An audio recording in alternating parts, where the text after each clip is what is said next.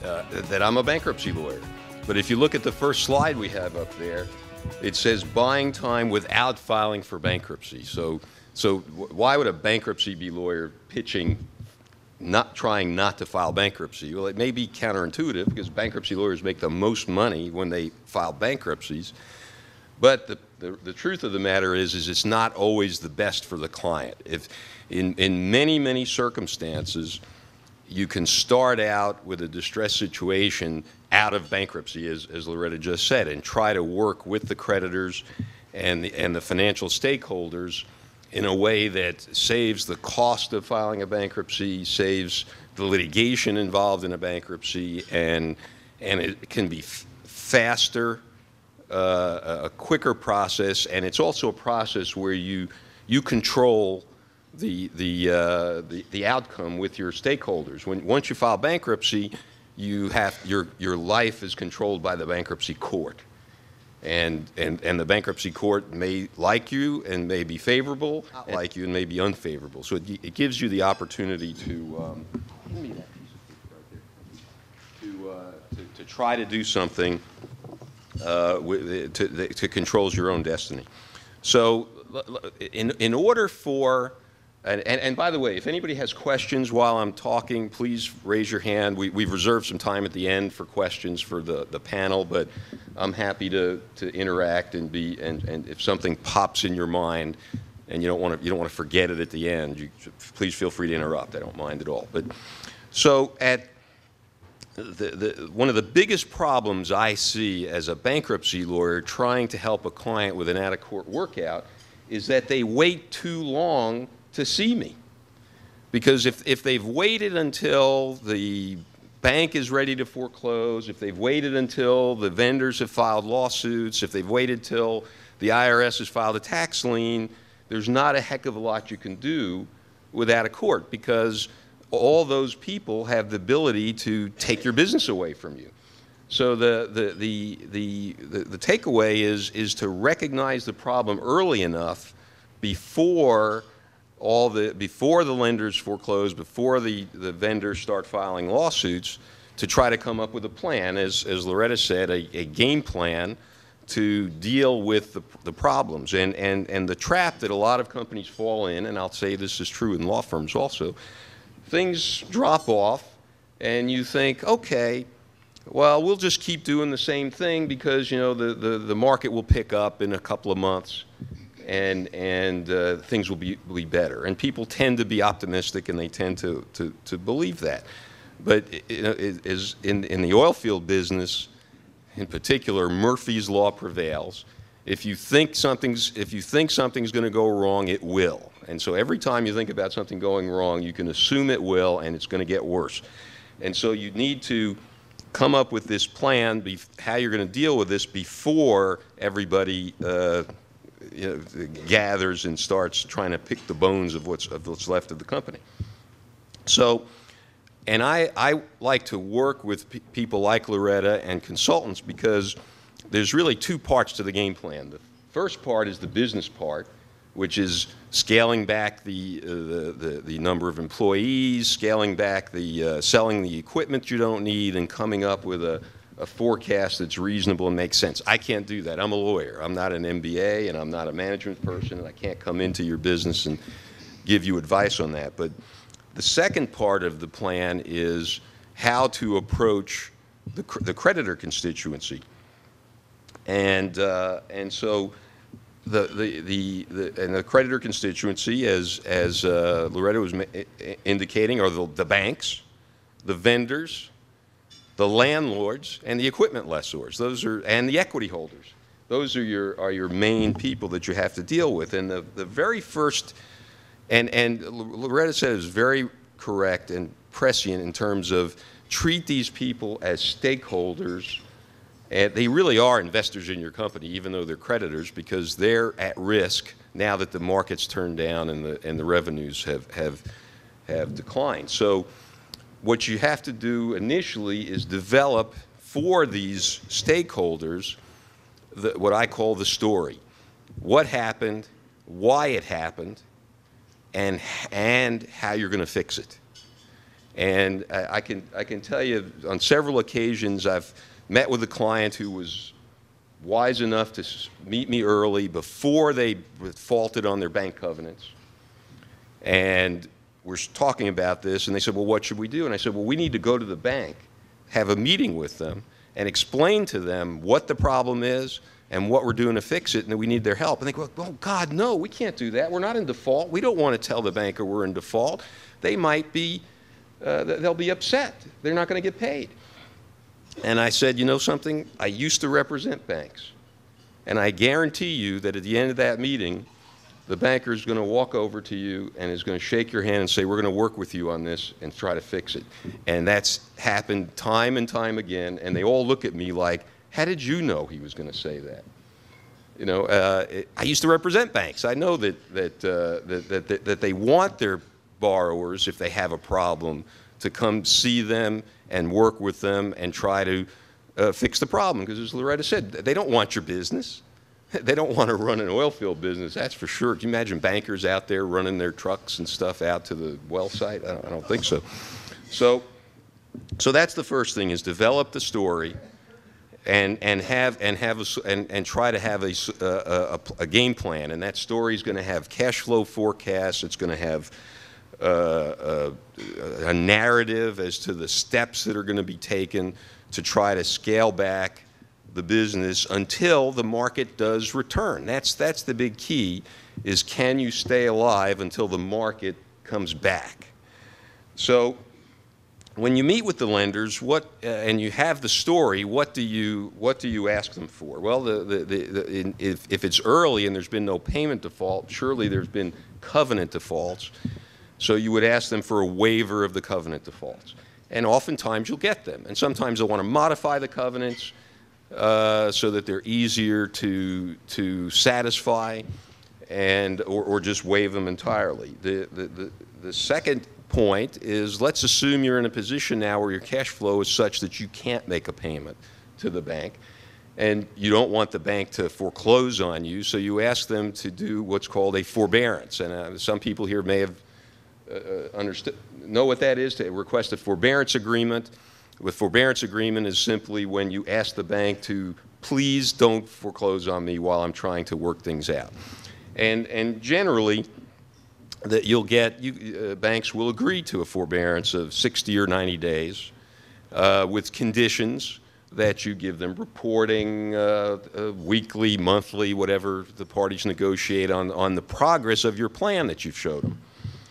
Another possibility, depending on really where the business is at, is to request a modification of the loan, and actually to request a reduction in the principal balance. And I hadn't seen that before, but I've been working on a case recently where the bank agreed to a reduction in their principal balance in order to get the balance sheet in line, and that was contingent on the equity holders contributing money into the case to help it not to pay down the debt, but to help it stay in business pending a return to the market. And as Loretta said, the markets are cyclical. They always go up and down. We've been through this a dozen times, and the market will come back. So the key is just can you stay in the game until the market comes back. So the next most significant group is your vendor group,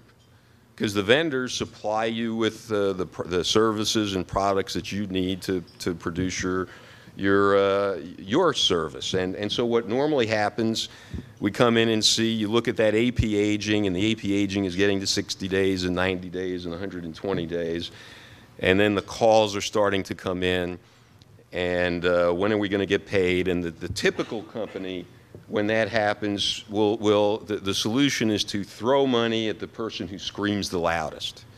And that is a bad way to navigate through a financial crisis, because number one, you don't have the money. If you do have money, the bank has a lien on it, and they're not going to want you paying the vendors. So what do? And we've done this successfully many times. We do actually a campaign. Usually it's by letter to the vendors requesting them to a standstill on the past due debt. And we tell them the story. We tell them the same exact story that we told the bank as to why why the company's in a problem. And we say we'd like a standstill, which is just like a forbearance.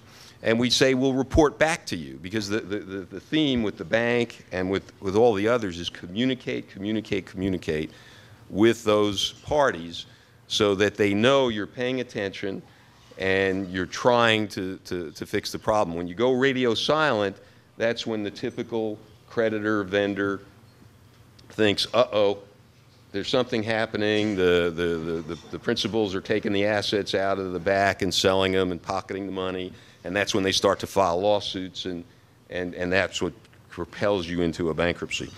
So, an important point of that campaign, and it is a constriction on cash flow, but what you tell those vendors in the letter is that if you need to future products or services from them, that you'll pay them COD, so their problem doesn't get worse. And I've done this many times. We've had very favorable responses to those type of campaigns, particularly since the 08-09 recession. It just seems like the vendor community gets it. They understand what's going on in the market just as you do, and many will be pleased that you're trying to address the problem rather than just letting it fester forever. The last two options people to deal with, and Loretta did address this somewhat, are landlords. If you're an oilfield service company and you have 5 locations and you have some locations that make money and some locations that don't make money, you've got to shut down the locations that don't make money and stop the bleeding. And so you've got to go to that landlord and try to negotiate a termination of that lease. Now, oftentimes, that may cost money. Well, you don't have the money, so you simply, if they're not willing to reach an agreement with you, you abandon the facility, take your stuff out of there, and just let it sit and try to help them find another tenant to mitigate their damages for breaching the lease. The last one, and probably the most difficult one, is the equipment. The equipment lessors. They're strictly out there for the money. One tip dealing with equipment lessors is for them to even talk to you about a renegotiation of the lease or some type of settlement, you have to stop paying them. If you're paying them, they will not talk to you. And then some of them will say, when you call them and you want to talk to them, they'll say, well, make my next payment, and then I'll talk to you, and then they don't talk to you again.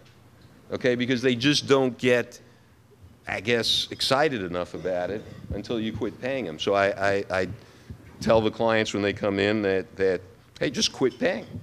What? We can really quit paying? Yeah, sure. And if they have equipment that you want to return, just tell them, come pick up the equipment. I'll tell you this, a lot of times the leasing companies won't do that. They just leave it there.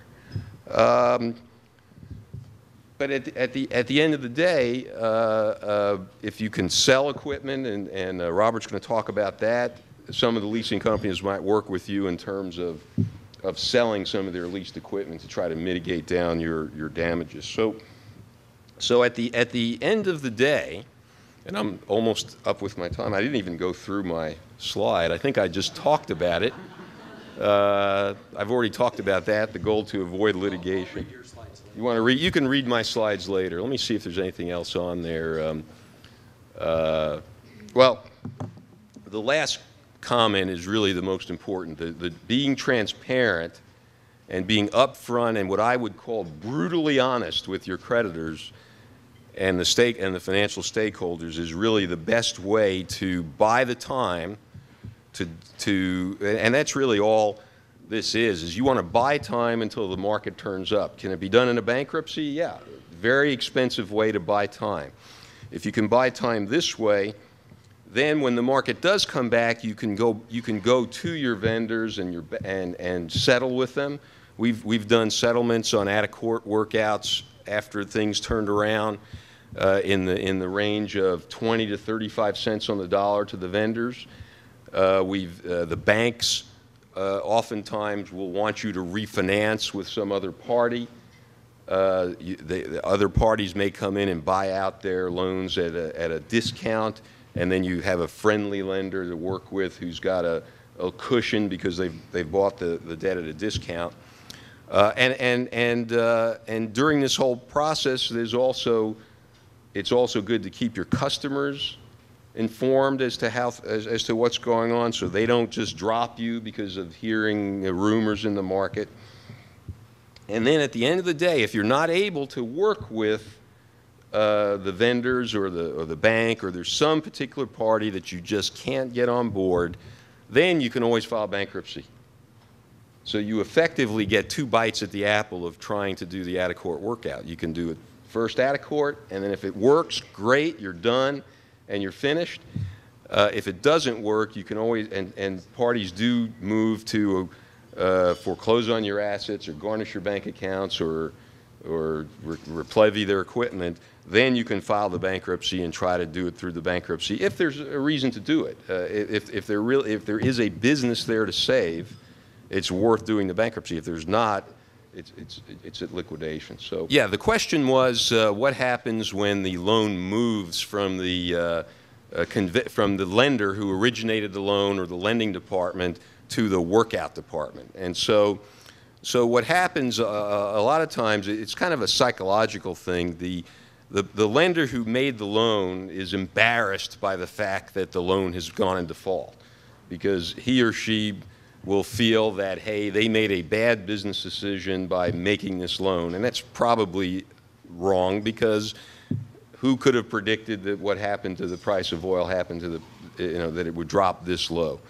But that's the feeling of it, and they tend to be very protective, and they may not want to be nearly as flexible as you need to be in a workout situation. The workout department, when the loan gets classified as a distressed loan, usually it will move to the workout department, and we hope that the workout department has some bankers who are experienced. Usually they have the basement, they're in the basement, they have the rattiest looking offices, but they've been through this process before, and they understand that you get a better result by trying to work with the borrower than just trying to hammer the borrower or the guarantors who have most of their money in the business anyway. And they tend to look at the business side of the company more than just, hey, you missed a payment, so pay me. Does that answer your question? Okay. Any other questions for, or we could just save them till the end if everybody likes. Okay.